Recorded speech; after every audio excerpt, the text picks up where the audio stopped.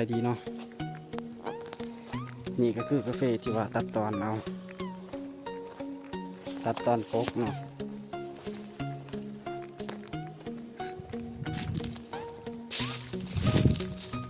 มากำลังเหลื่อมสุก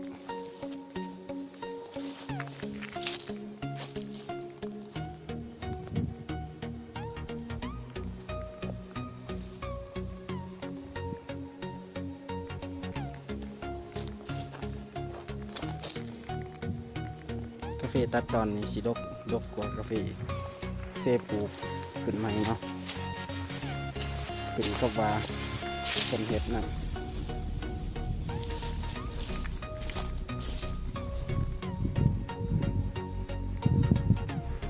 กาแฟกำลังเขียวงาม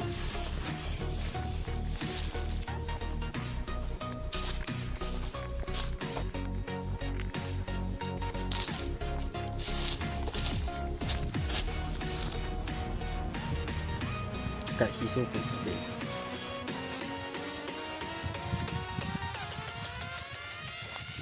สำหรับใครที่สนใจที่อยากเบิ่งกาแฟเนาะคอมเมนต์มาได้อยากเบิ่ง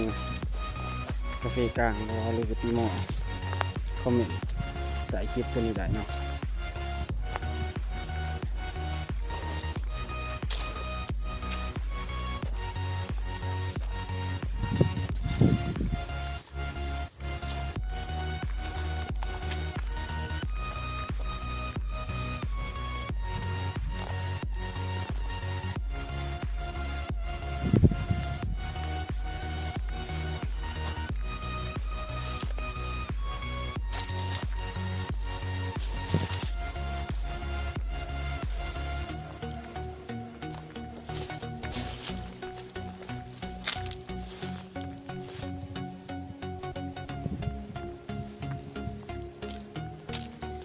สำหรับคลิปนี้ก็มีแต่เท่านี้เนาะ